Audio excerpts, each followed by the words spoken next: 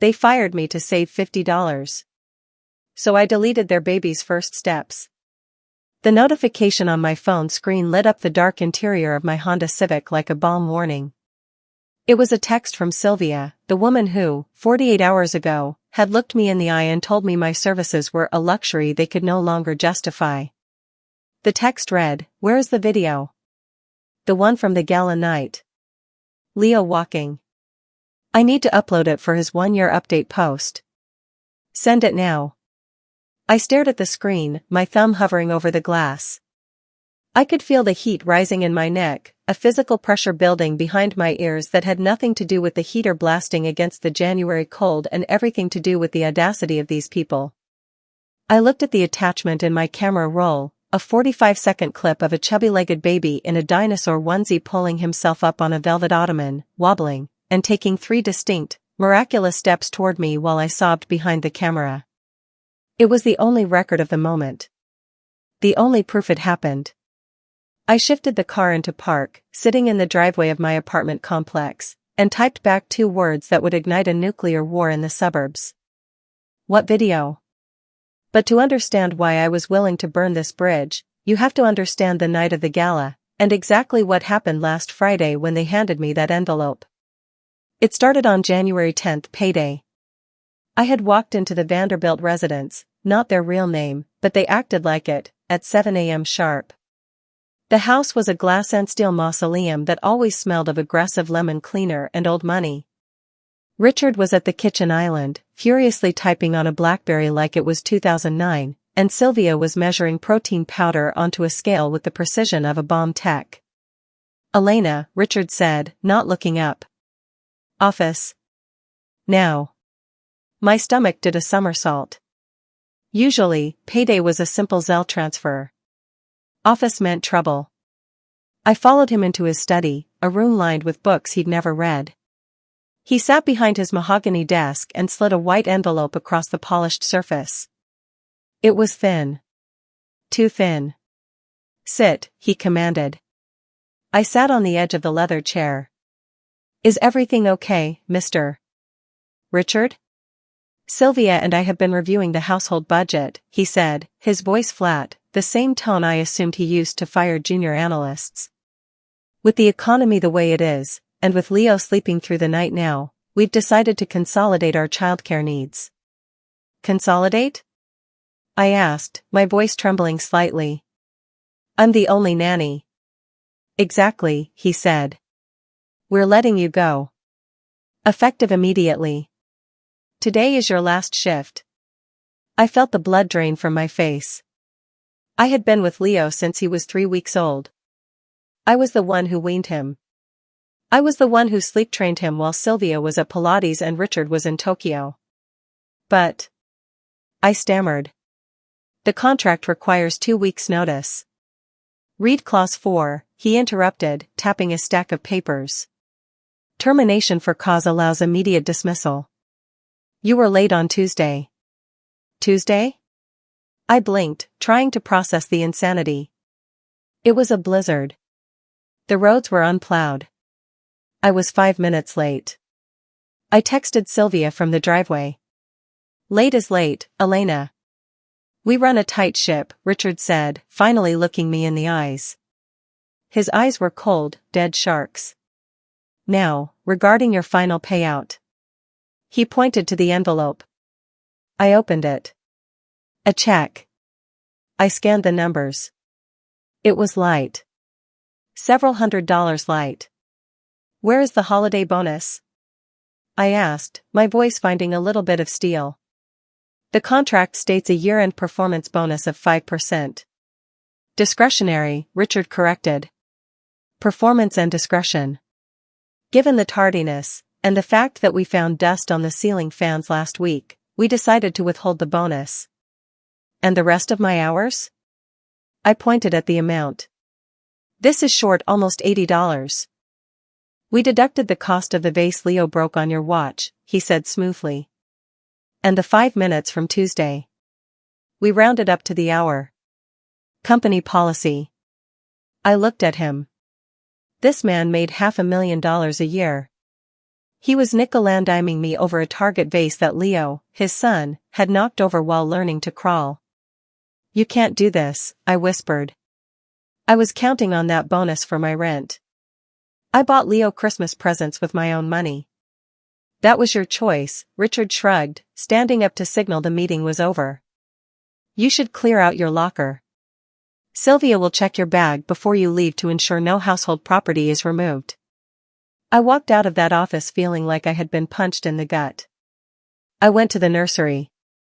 Leo was awake, standing in his crib, rattling the bars. When he saw me, his face lit up, that pure, gummy smile that made the 12-hour days worth it. "Bobby, he shrieked. I picked him up, burying my face in his neck, smelling that mix of baby powder and innocence. I knew this was the last time I'd hold him. I knew his parents wouldn't explain why Nanny Elena disappeared. I'd just be gone. A ghost. I packed my things under Sylvia's watchful eye. She didn't say thank you. She didn't ask where I was going. She just made sure I didn't steal the silverware. I left the house shaking with a mixture of grief and a rage so hot it felt like I had swallowed a live coal. Fast forward to today. January 13th. The text from Sylvia sat there, demanding the video. "What video?" I had replied. Her response was instant. 3 bouncing dots that lasted for an eternity. "Don't play games, Elena. You know exactly what video. The one you sent me a screenshot of on New Year's Eve. Leo walking. The gala night. Send the full file. Resolution 4K if you have it." I closed my eyes, remembering that night. New Year's Eve. The biggest gala of the season. Sylvia had spent 3 hours in hair and makeup. She came into the nursery looking like a diamond-encrusted swan, smelling of Chanel No. 5. Leo was on the floor, playing with blocks. He reached up for her, his little hands grasping at the sequins of her gown. "No, Leo," she had snapped, recoiling. "Don't touch. You have drool on your hands. Elena, pull him back." I pulled the crying baby away. "Have a good time, Mrs. V," I said. "Don't wait up," she said, checking her reflection one last time. "And make sure he's asleep by 7. We don't want him overtired tomorrow." They left. The house was silent. At 7:30 p.m., Leo wasn't sleeping. He was energized. I was sitting on the floor with him, playing music on my phone. His favorite song, The Happy Song by Imogen Heap, was playing. He grabbed the edge of the velvet ottoman. He pulled.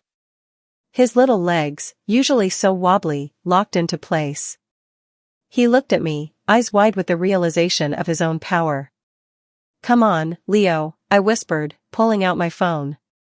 "You can do it." I hit record. He let go of the ottoman. He took one step. Then another. Then a third, falling forward into my lap with a giggle that sounded like pure bells. "You did it." I was crying on the video. "You walked." "Oh my God, Leo." I had texted Sylvia a blurry screenshot immediately. "He did it. He walked." Her reply came 4 hours later, "That's nice. Richard says hi." That was it. That's nice. Now, she wanted the video. Not because she cared. If she cared, she would have asked for it that night. She wanted it because she was meeting her mommy group for brunch tomorrow, and she needed content. She needed to prove her prodigy son was advanced. I looked at the phone in my hand. I typed back, "I'm sorry, Sylvia. That video was on my personal device. Since I am no longer employed by you, and since my holiday bonus was withheld to cover costs, I cleared out my storage to make space for new job applications. The video is gone." I waited. My phone rang. It wasn't a text this time. It was a call. Sylvia V. I let it go to voicemail. It rang again immediately. Then a third time. Finally, I answered. "Hello? You listen to me, you little ingrate. Sylvia's voice was a shriek, stripped of all its socialite polish. I know you didn't delete it. You're trying to leverage me. You want the bonus? Is that it? You're holding my son hostage for $500? I'm not holding anything hostage, I said, my voice shaking but loud. I'm telling you the truth. You fired me. You told me to leave immediately. I have no obligation to store data for you. That video is my property, she screamed. It is my son. Anything you recorded while on the clock belongs to us. That is in the contract. Actually, I said, looking at the contract I had highlighted 3 days ago while crying over a glass of cheap wine. Clause 9 regarding intellectual property refers to work product created at the specific direction of the employer. You didn't direct me to film him. You were at a party. I filmed it on my personal phone, with my personal data plan, for my personal memory. By law, the copyright belongs to the photographer. Me. Silence. Stunned silence. She hadn't expected me to read the fine print. I am going to sue you, she hissed, her voice dropping to a venomous whisper. I am going to sue you for theft, for emotional distress, and for breach of contract. Richard is calling our lawyer right now. If that video isn't in my inbox in 5 minutes, the police will be at your door. You docked my pay for a broken vase, Sylvia, I said. You fired me for being 5 minutes late in a blizzard.